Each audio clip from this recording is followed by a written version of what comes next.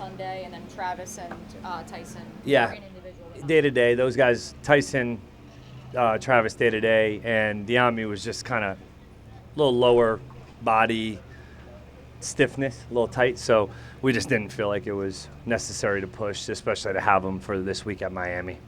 You have the joint practices this week. Just have you figured out yet how it's going to go, sort of the schedule with Coach McDaniel?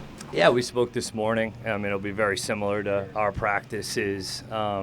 They've already had a few, especially a few physical ones. So, not sure it's going to be as much as we fully would like in terms of that, because we're on different schedules than them. They didn't play their guys, and now, May in this game, who knows? I'm not sure, but I know that they've already had a few physical joints, and so we're just really trying to go down and get some really quality work against another opponent. But that outline of practice will be very similar to our structure. Does that sort of make you more want, I guess, to play the starters week 3 on Saturday? No, that won't change any of that. No, it will be good work against another quality opponent down in the heat. So I don't think that won't change. We're still going to get good work in. It'll still be a good fit. Anytime you go in joint, it's not typically, especially our guys not having one yet. I'm sure they'll be juiced up to go against somebody else. So I'm not really worried about us not getting quality work. So have you decided on Saturday if they're playing? Not yet, no. Why the trade for Colin, and what went into that? Yeah, I think you just look at a guy that we played against twice last year in Tampa that I've got respect for as a vet that's played a lot of meaningful downs in this league, has won Super Bowls, has been on teams that know how to win, and also there's no question he can help us in the middle there at times. So he's hard to double team and move in there at times, and also has some ability to kind of redirect and has some initial quick. So I do believe he'll help add some meaningful competition and depth in that room. At what point did the trade come to your attention? Man, last week sometime, I think, or at some point early on. We just wanted to make sure things were progressing in the right direction, obviously, on both sides for us, and where we were looking at those two spots. And obviously, the ability, Jonah Monheim stepping up in a big way as a rookie recently, and also for, McCary can snap and has played center in games. So, we feel comfortable with if something were to happen to Hainsey, you're never comfortable, but you do feel solid in terms of who can step up in there. And obviously, that was kind of what went into it. How different is that, just to trade for a guy that you just faced, basically? Yeah, it was different for sure. I mean, I think you look at baseball, they trade in between double headers, so I guess it is what it is. Luke's a total pro. I obviously coached Luke in college, have a ton of respect for the human being, for the player. He was a complete pro about it. And so he knew exactly what it was. And it's a great op for him. They had their backup center get banged up, so it's a great op for him to go over there and be the next guy up. Bringing Hainsey in, being familiar with that offense, has that played out like you'd hoped in terms of him helping the other line?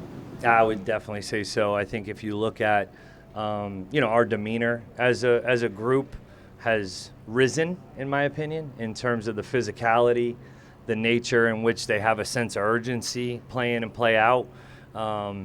You can definitely see a little bit of a level of uptick out of that group. And his familiarity with the system is huge, not just for those guys up front, but the tight ends and the quarterback. And from a leadership standpoint, I think if you asked any of these guys out here, he'd be one of the guys that, they name as a leader on our offense. I missed a couple of injuries. Wyatt not out there today? Yeah, so he's lower body week to week. Okay, week to week. Yeah. Does that maybe factor into plans moving forward? Yeah, it's just, next guy up, really. I mean, we've got the nice thing is we kind of boosted that group in the pro free agency and throughout, obviously, the draft. It's a bummer because he's been playing really well, and he's just continued to ascend.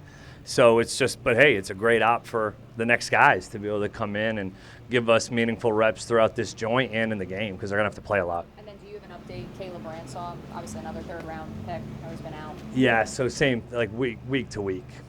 When you went back to watch the tape, what stood out to you about Trevor? What did you like from his performance? Yeah, I thought similar to week 1, where the ball was coming out, where we weren't really, especially in this kind of setting, You're just trying to get the ball out, keep it moving, completion mindset throughout, just to see us operate. Instead of sitting there and saying, hey, we're going to just launch the ball deep and scheme some stuff up. It's more about, hey, getting through progression, seeing the defense, seeing the coverages, making the proper protection calls up front. We talked about the turnover, which is something we can't have. We can't have 2 turnovers in the red zone and expect to win any game moving forward. So, but I was pleased with his outing. As a play designer, where do you get some of your creativity from? Like, just where do you draw your influences from?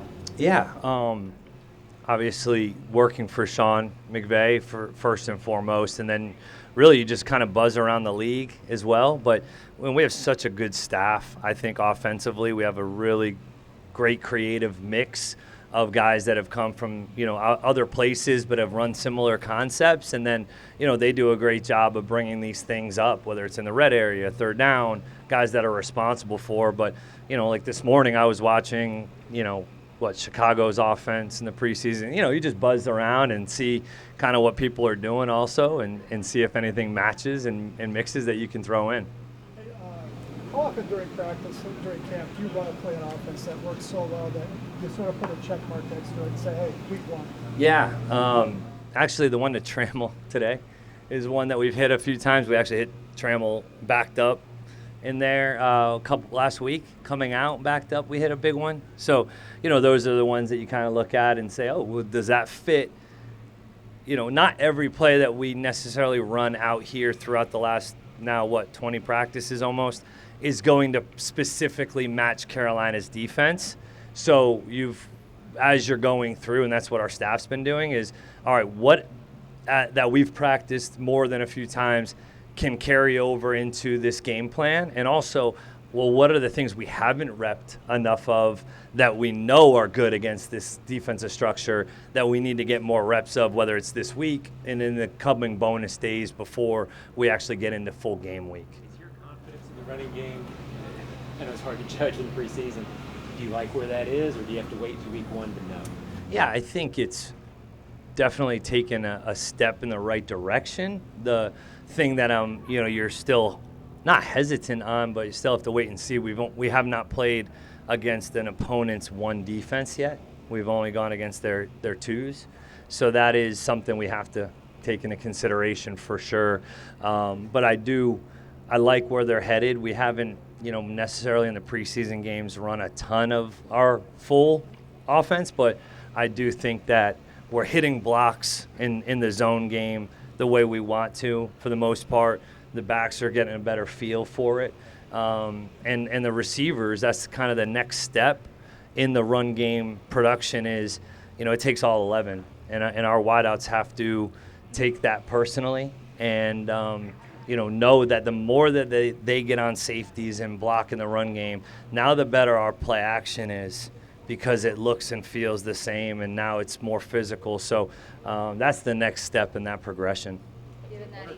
Given that he's day-to-day, what are your expectations for Travis this week in Miami? Yeah, I've got to see what he looks like tomorrow. I think, the goal is to try to get him out there for the joint. Like, that's probably the more important.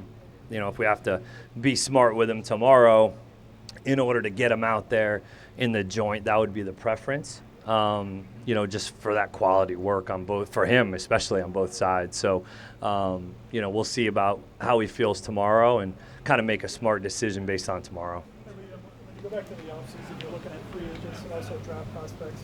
How quickly can you see that player has the edge that you want? Yeah, I think, our scouting staff, that, it was obviously a mix when we went through this process. Still guys that were here, some guys that James was able to bring in from LA, and we took kind of what we call our, Jaguar DNA, and basically that's so much of the information that you're receiving, whether it's from the college coaches, the GAs, QCs, player development. You go to the high schools, you get the teachers, the janitor, you get all this information.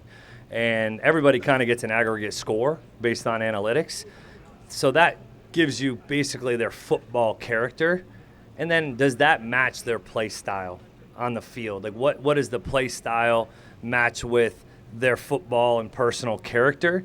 And so much of that this offseason was trying to continue to elevate that football character, how much you love and breathe and eat and sleep football, and does that match their style of play? And I think that thus far of the rookie class that we did bring in and the pro free agency class, I do believe that that was successful in that area. I can't say fully whether it's a success in terms of their production on the grass.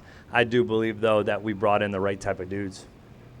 Travis, we asked Travis about it last week, but Laquon-Allen, a little bit of an edge to him. Yeah. What have you seen from him on the field? Yeah, I mean, that's kind of like one of those guys that I'm talking about is, and that was an interesting study in terms of making that decision in the 7th round. And he has brought all those things that kind of just talked about. Was his give a crap factor is high, and the way that he performs on the grass, the way that he plays, the effort, the toughness, the physicality, he's still learning. So every single day he's learning and growing, and that's beautiful to see from a guy that he's so urgent. Like, I think that's probably the best way to describe Q, is his urgency is always kind of at a premium. So how was it just being able to go out on Sunday, sort of kind of get back over the hump instead of, how it was the previous week on the first drive? I think it was definitely, we came out just as ourselves. I think always that first preseason game, just when you know you're not going to play as many snaps, it's like, and then you don't do no game study. So it's a little lapse, but I think going into week 2, we watched a little bit, just a little bit more scouting, a little bit more comfortable with what they run, what we're going to run. So it's kind of getting back into that game feel, and you can see how guys responded so quick. I love to see it. Offensively, I thought they did a heck of a job. Defensively, I think we started off strong. Still areas where I feel like we can improve. I think that's everybody, but I like the way we started, and can't wait to go to this joint practice and whoop them boys down there. How much do you get out of joint practices? I mean, I think it's just about how you come out. Like, who's the aggressor? I think that's really what it is. I know we already got guys ready to, whoop somebody. So just to toss, testosterone. It's always good playing against somebody else. We can't sack the quarterback, but we can whoop the dude in front of us. So, I'm excited. Different look, different sets. I can kind of work with a rush plan. Working with my guys. I've been rushing with them for years now. And then I go in the game, and then I got 1 or 2 reps against the guy across from me. But in these joint practices, I can kind of like put it all together, rush with a plan, and just, work on, defensive player of the year mentality. What did you know about Colin before you guys traded for him? He was fullback. I know we went head-to-head a couple times. I know him and Trey went head-to-head a couple times when we played him a couple years ago, because he's that goal line guy. So we were talking a little bit on those plays. But I know he brings, a lot of experience, a lot of good depth, and, we're lucky to have him. How do you think Trayvon has handled being the number 1 pick overall, but getting constantly compared to Aiden Hutchinson? He can speak for that. Can't, You think he's done a good job with it, though? It doesn't seem Hey. to impact him at all, right? I don't know how he feels about it. I see how he's responding, but how he feels about it, I don't know if he's pissed off. I don't know if he's happy. You know what I mean? Because I have my comparisons coming out, and, so I have my fuel. So I don't know if it's fueling him out. That's just a question I feel like, it'll probably be better asked for that one. But I know he's worried about himself, and I know he comes out to play in practice every single day. What's your expectation for him this year?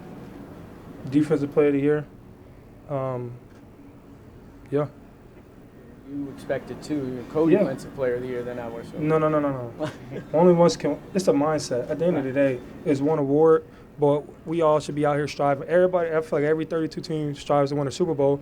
Only one team can win. So whoever has that mindset each and every day, who can come out and prepare, who cannot beat themselves, who comes out and with a purpose, I think those are the teams that find success.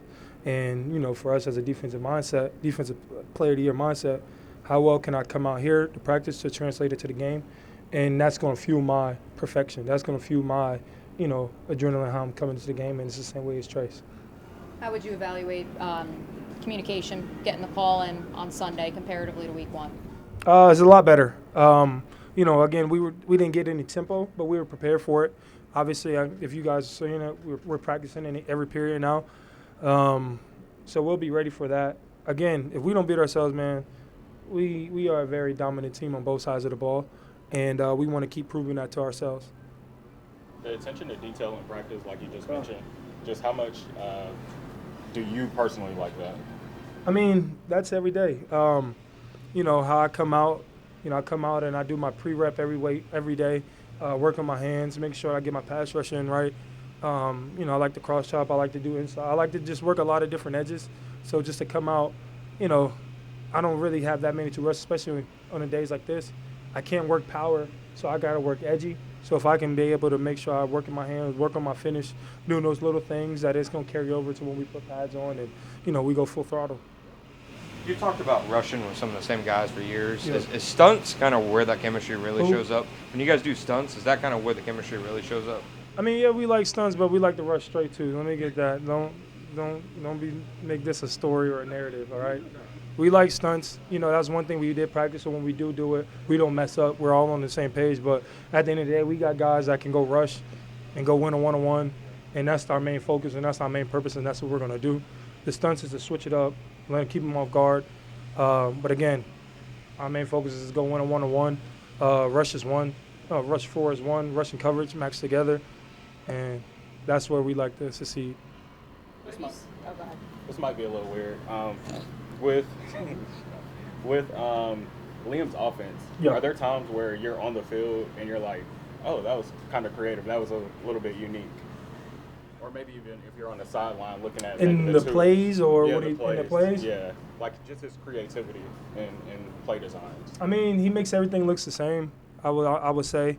They're definitely going to prepare us for a lot of different things, making 12 look like 11. Doing a lot of different front variations, doing a lot of like jet sweeps, running traps, get a lot of edge progressions, a lot of mid zone. So they do a lot of different things, and then all of that marries off the play action as well. So just how quick can we work a convert? Because we're going to see a lot of that too. We're going to see a lot of jump sets from the tackles. How quick can we convert? We're seeing it every single day here. So once we get into the game, we're already going to have that natural feel. And then once they go for open, man, a variation of a lot of different things. I feel like they've been running the ball extremely well, and I credit to them too. When they make a play, man, I hate that they make plays on us, but I also love to see it. I love to see the competition each and every day. I think we both sides of the ball compete with each other, but to see them make a play, to see them, okay, that was a good play. They got us on that one. I hate it, but it's good to see that our offense can find ways to be also successful too. What have you seen from Dewey throughout preseason and training camp? A guy that makes a lot of plays. Being where he's supposed to be, the communication has been awesome in the back end with him, and who has experience, who's seen a lot of ball. That's my 19 brother. There's only 2 left, and we say it to each other every time we see each other. So I'm happy that he finally gets to have the opportunity to really be out here and perform at a high level. And you can see it, he makes plays every time in practice too. So it's not just a fluke that he had the sack. Like, that happens in practice as well. So it's cool to see. Do you feel like this defense has an identity yet, or do you think that that's something that sort of develops during the season?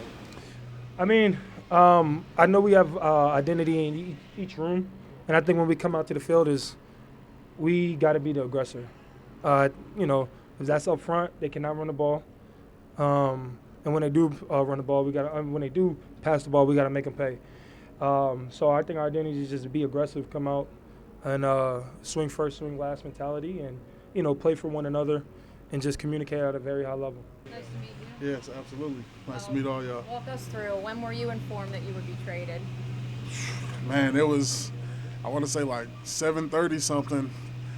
We had just, got done with the game against y'all, and I got home. I was actually playing some Fortnite, and I got a call from Coach Moore, and I told the guys in the party, like, hey, hold on real quick.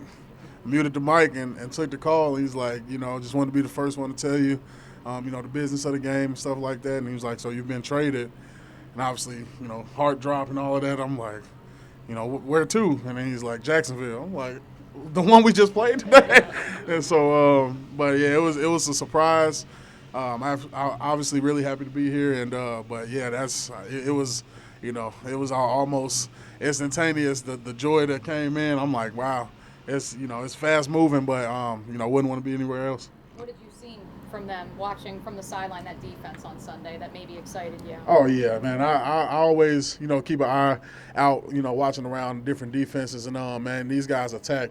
Obviously, knowing we got some really great edges, and then I had to look up and see who we had inside, and actually, the guy Devon that you guys have already, we actually are represented by the same guy. So as soon as I got the news that I was getting traded here, my agent reached out to me and sent me Devon's number, and I was like, you know, he's a really good guy, you know, great teammate and stuff like that. So I kind of got to introduce myself to those guys earlier today, and I feel like we already getting off to a good foot and forming a great bond.